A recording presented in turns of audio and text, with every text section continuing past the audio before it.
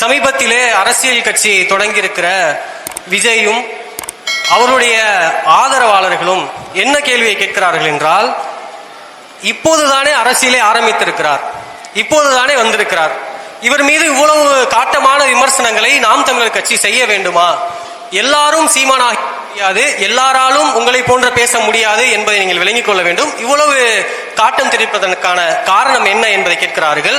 அவர்களுக்காக ஒரு அரசியல் கட்சியினுடைய தலைவனுக்கும் அரசியல் கட்சிக்கும் கருத்தியலும் கொள்கையும் எவ்வளவு முக்கியம் என்பதை ஒப்பிட்டு நீங்கள் பேச வேண்டும் என்று ஆசைப்படுகிறேன்.